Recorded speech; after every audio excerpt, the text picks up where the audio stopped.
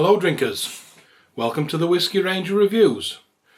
Today's bottle of choice, Clynelish 14-year-old Highland single malt whisky. Let's get stuck in.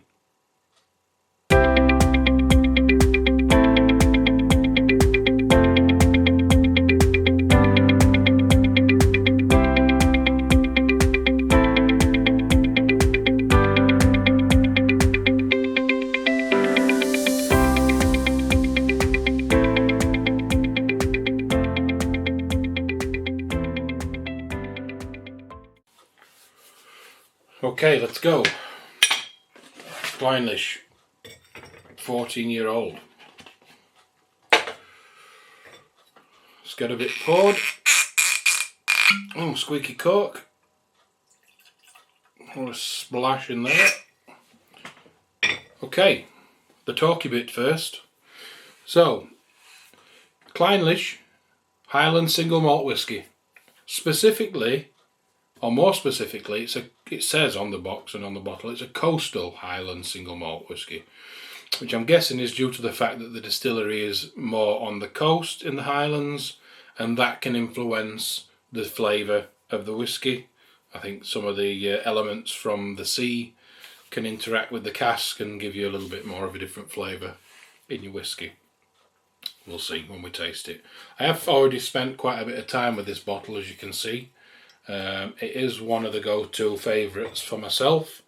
I think it's a really good all-round tasting whisky. It's not bad on the pocket. Lots of interesting flavours going on in there. What I think I will do is just talk a little bit about so as I've mentioned, 1819 the distillery was established, and in that time that distillery has gone through lots of changes, and through lots of different hands of companies that own that distillery. Today the distillery is owned by a company called Diageo, who also own Johnny Walker and lots of other distilleries and brands of Scotch whisky and other spirits. So it'll come as no surprise to know that a lot of the whisky that's made at Clynelish has historically and today gone into making blended single malt Scotch whisky. And today 95% of the whisky that's made at Clynelish goes into making Johnny Walker blended Scotch whisky. Specifically the gold label Johnny Walker there. So a lot of the whisky that's been blended to make this whisky there has been distilled at Clynelish here. Just looking at the bottle itself, I really do like the presentation on this bottle. It looks a bit oldie worldy. It's got lots of information on the bottle, on the label, and it comes in the cardboard tube there, and there's lots of information on the back, which I'm going to try and read a little bit of. However, it's tiny writing once again. So, on the back of the sleeve we've got Clynelish 14-year-old single malt whisky, and they start by saying Clynelish is a delicious and distinctive single malt Scotch whisky from one of Scotland's most northerly distilleries, which is situated at Bora on the stormy northeast coast. Coastal Highland single malt, we get it. Aged for 14 years in specifically selected oak casks, then bottled at a full 46%, which is very good ABV.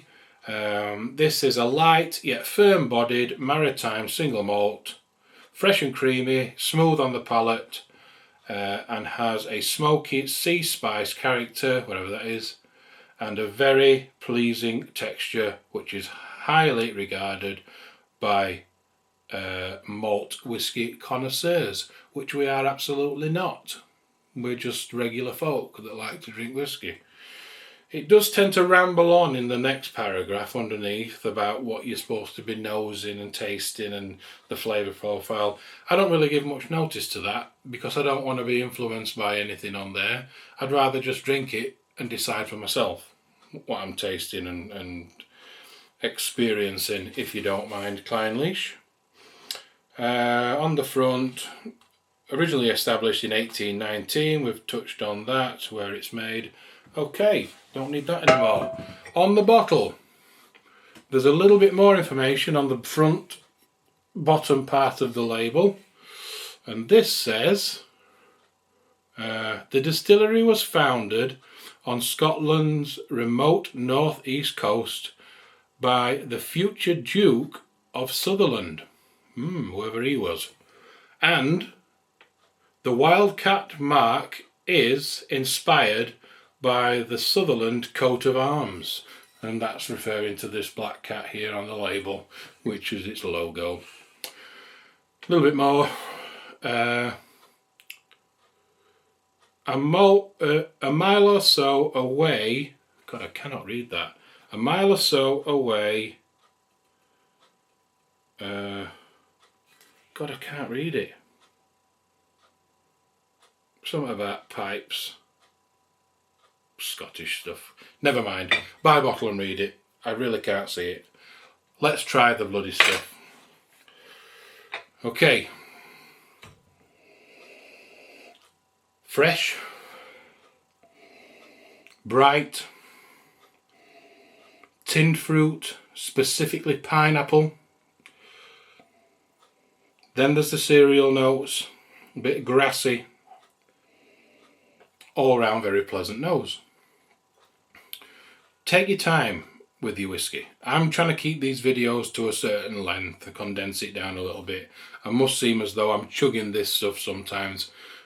I'm purely doing it for the time scale. You take your time with the whiskey. Make yourself some notes on a little scrap piece of paper, or get a nice little book, a specific book, which I've got my little book there. Take your time with it. We're going to jump into the taste.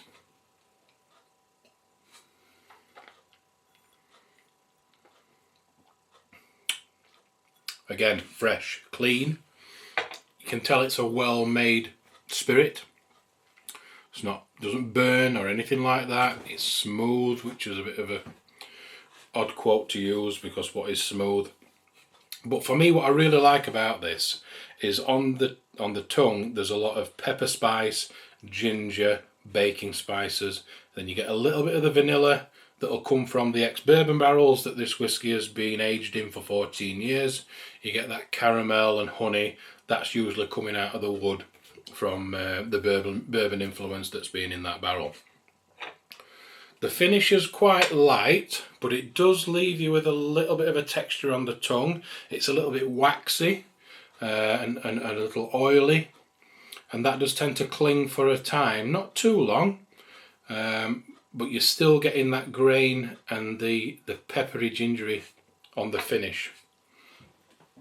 I really like this, and I tell you why. There was a time where I would stick to the same brand.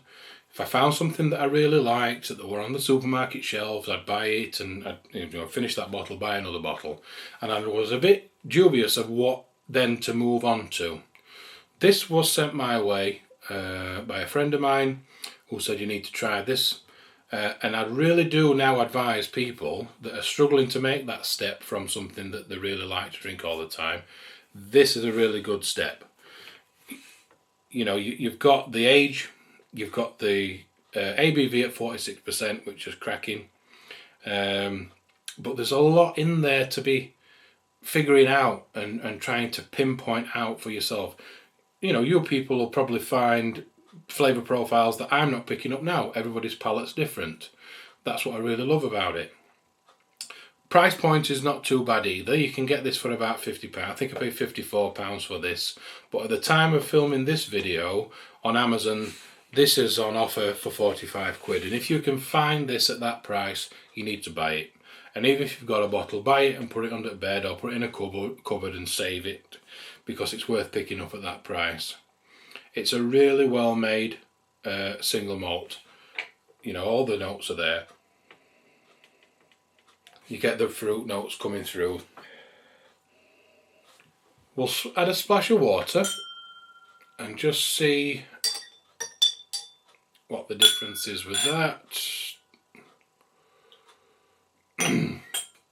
Not always for the better, but we'll give it a try anyway.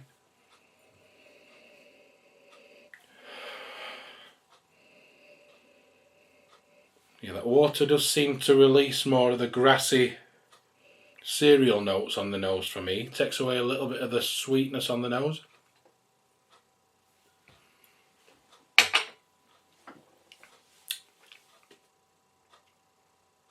Yeah, again, it strips away a little bit this.